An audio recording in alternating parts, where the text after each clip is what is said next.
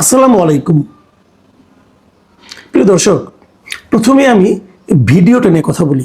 সবচেয়ে ভালো হতো যদি ভিডিওটা আপনাদেরকে দেখাতে পারতাম, কিন্তু আমি দেখাতে চাই না। এমনিতেও আমি ভিডিও দেখাই না, তারপর আমি এই ভিডিওটা তো দেখাতে চাই না, কারণ যে কারণে এই ভিডিওটা নিয়ে কথা বলবো সেই কারণে এই ভিডিওটা আরেকবার দেখানো ঠিক হবে না।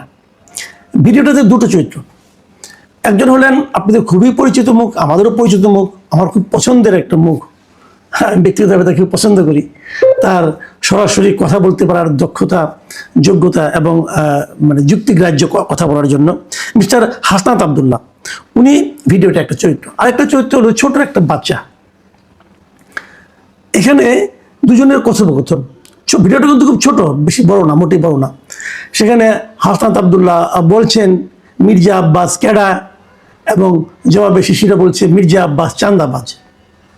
মির্জা আব্বাস ও বলতেছে মির্জা আব্বাস চান্দাবাজ, মির্জা আব্বাস ক্যাডা, মির্জা আব্বাস চান্দাবাজ। এই ছিল স্লোগান ধর্মী কথাবার্তা। মানে উনি ওই বাচ্চাটা হাসনাত আবদুল্লাহ সন্তান কিনা আমি ঠিক জানি না, তবে সন্তান না হলে সন্তান তুল্য কেউ একজন হবেন।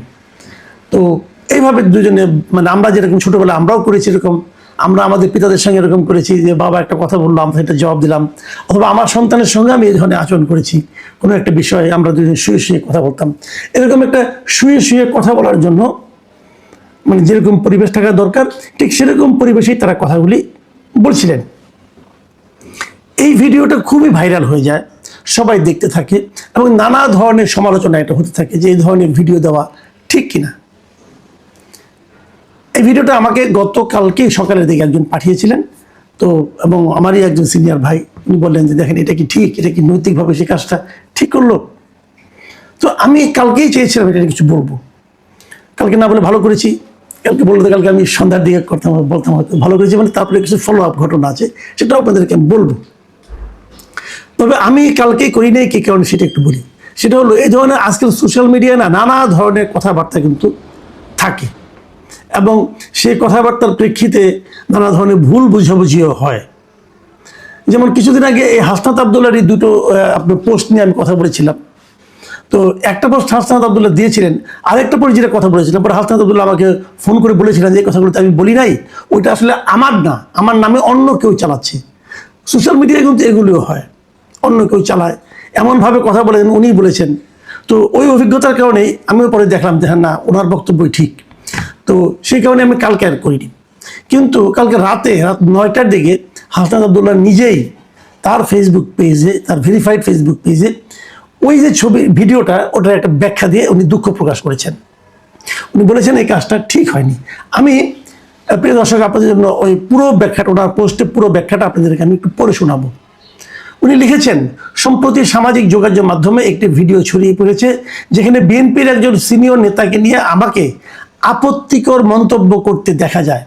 ভিডিওটিতে একটি শিশুকেও কথা বলতে শোনা যায়, যা বিষয়টিকে আরও সংবেদনশীল করে তুলেছে। উল্লেখ্য, ভিডিওটি নির্বাচনকালীন সময়ে ধারণ করা হয়েছিল এবং এটি আমাদের একটি ক্লোজড গ্রুপে সীমাবদ্ধ ছিল। তবে গতকাল এই ভিডিওটি বিভিন্ন সামাজিক যোগাযোগ মাধ্যমে ছড়িয়ে পড়ে। ভিডিওটির জন্য আমি নিঃশর্ত আন্তরিকভাবে দুঃখ প্রকাশ করছি। এই কাজটি করা কোনোভাবেই উচিত হয়নি। ভবিষ্যতে যেন এ ধরনের অনাকাঙ্ক্ষিত ঘটনা পুনরাবৃত্তি না ঘটে এবং রাজনৈতিক পরিমণ্ডলে পারস্পরিক শালীনতা ও সৌহার্দ্য বজায় থাকে তা নিশ্চিত করতে আমি দৃঢ় প্রতিজ্ঞ। ফ্যাসিবাদ উত্তর রাজনীতিতে ব্যক্তিগত আক্রমণ, ঘৃণা বা বিদ্বেষ ছড়িয়ে রাজনৈতিক সৌহার্দ্য ও পারস্পরিক শ্রদ্ধাবোধ নষ্ট করার সংস্কৃতিকে আমরা কোনোভাবেই সমর্থন করি না। সুস্থ, সহনশীল ও দায়িত্বশীল রাজনৈতিক চর্চাই সবার প্রত্যাশা। আমার কাজের জন্য আমি আবারও দুঃখ প্রকাশ করছি। হাসনাত আবদুল্লাহর এই যে পোস্ট আমি আপনাদের টোটালটা পড়ে শোনালাম, এই জন্যই পড়লাম যে এই পোস্টটা পড়ে আমি মুগ্ধ, আসলে মুগ্ধ, আমি খুবই খুশি হয়েছি। দেখেন, মানুষ মাত্রই ভুল করতে পারে।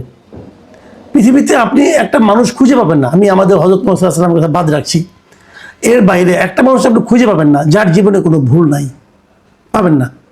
সবারই কিছু না কিছু ভুল আছে, কিন্তু সেই ভুলটা স্বীকার করতে পারার মতো মানসিকতা, এটাই হলো সবচেয়ে গুরুত্বপূর্ণ। কেউ ভুল স্বীকার করে না, কিন্তু ভুল স্বীকার করতে চায় না। কিন্তু হাসনাত আবদুল্লাহ ডিটেল লিখে উনি ওনার ভুলটা স্বীকার করেছেন এবং উনি দুঃখ প্রকাশ করেছেন। এই যে মানসিকতা, এই যে চর্চা, এই যে আচরণ, এটাকে কিন্তু প্রশংসা করতেই হবে।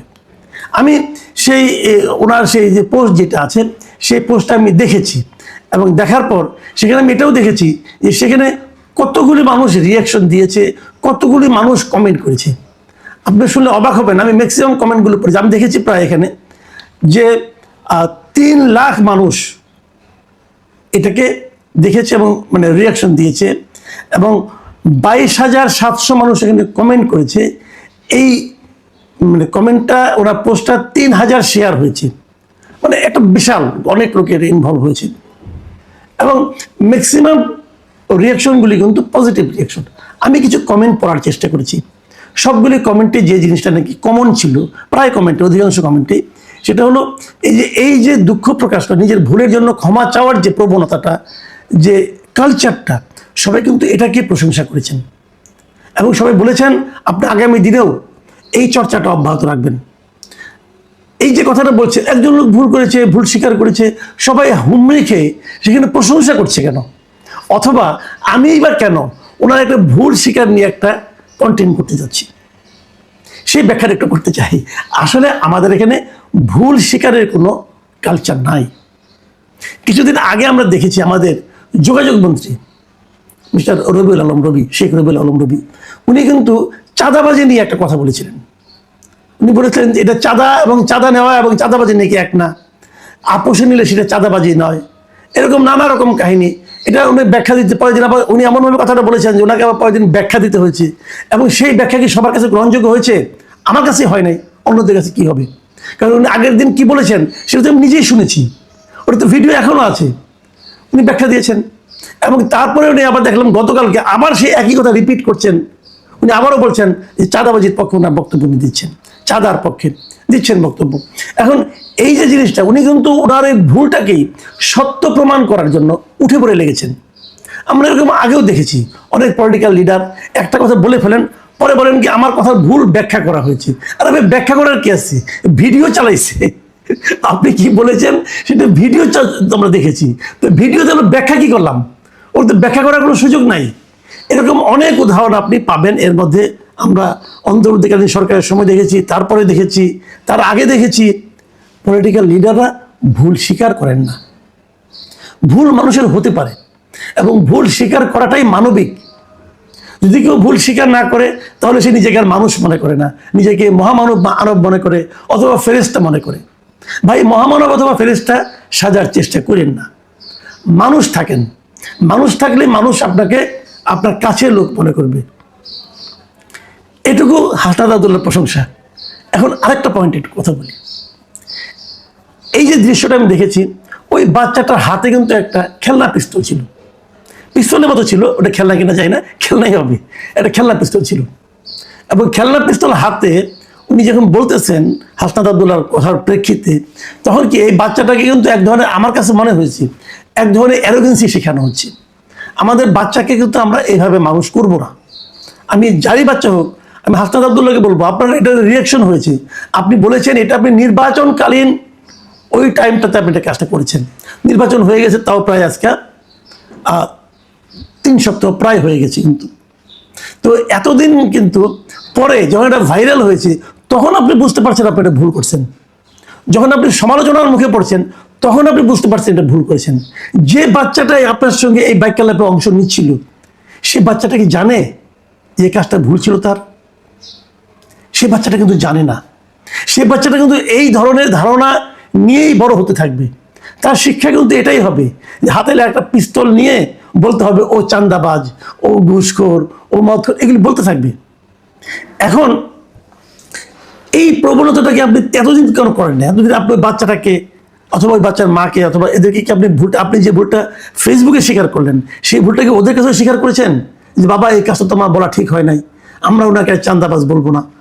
এটাও আবার আরেকটা ঝামেলা আছে। আরেকটা ঝামেলা কি আছে, যে এই যে আপনি বললেন যে ভিডিওটির জন্য আমি নিঃশর্ত আন্তরিকভাবে দুঃখ প্রকাশ করছি, এই কাজটি কোনোভাবে করা উচিত হয়নি। এই যে কথাটা বললেন, কোন কাজটা করা উচিত হয়নি এটা একটু আমি বুঝতে চাই। মানে মির্জা আব্বাসকে চাঁদাবাজ বলা উচিত হয়নি, নাকি মির্জা আব্বাসকে চাঁদাবাজ আমি বলতে পারবো, ক্লোজ গ্রুপে বলতে পারবো, কিন্তু এটাকে আমি পাবলিক করতে পারবো না, অথবা ভিডিও করলেও সেই ভিডিও ছড়িয়ে দিতে পারবো না, এটা ঠিক হয়নি। কোনটা?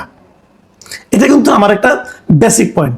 এখন প্রশ্ন হচ্ছে যে আপনি যে বলেছেন মির্জা আব্বাস চাঁদাবাজ, যদি নির্বাচনের সময় হয়ে থাকে, তাহলে এই কথাটা কিন্তু আপনার যে সহকর্মী, আপনার দলের যে আরেকজন লোক মিস্টার নাসিরুদ্দিন পাটোয়ারি, উনিও কিন্তু নির্বাচনে প্রচারণা করার সময় সমানে বলে গেছেন। যদি আপনার বলা ঠিক না হয়ে থাকে, তাহলে ওনার কি বলা ঠিক হচ্ছে? তখন যে তারা বললো, তখনও তো ওনার এই বক্তব্য সব শিশু কিশোর সবাই শুনেছে। তো ওইটা কি ঠিক ছিল ভাই? এই ব্যাখ্যাটা কিন্তু খুব জরুরি। আর আরেকটা কথা, যদি উনি চাঁদাবাজ আসলে হয়ে থাকেন, চাঁদাবাজ কিন্তু চাঁদাবাজ বলা কোনো অন্যায় না, বলতেই পারেন আপনি। তো চাঁদাবাজির জন্য আমাদের কি করা উচিত? আপনি আইনের আশ্রয় নেবেন, কাউকে না কাউকে বলবেন, আইনকে মানে প্রশাসনকে বলবেন এই লোকটা চাঁদাবাজ, আমার হাতে তথ্য আছে, প্রমাণ আছে, সেটা আপনি সাপ্লাই দিবেন। সেটা সাপ্লাই না দিয়ে পাবলিককে যখন আপনি বলতে থাকেন, তখন তো আসলে আপনি এক ধরনের পাবলিক নিউসেন্স ক্রিয়েট করেন। সেটাও কি ঠিক? ভাবুন। আবার উল্টা দিকে আমি আরেকটা কথা বলি, যে এরকম চাঁদাবাজ কি তারেক রহমানই বা কেন মনোনয়ন দিলেন? তার মানে কি উনি যদি আসলে চাঁদাবাজ হয়ে থাকেন, তাহলে তো এটা মারাত্মক একটা অন্যায় করেছেন। এই এতগুলি লোক তাকে ভোটই বা কেন দিল একজন চাঁদাবাজকে? সেটা কিন্তু একটা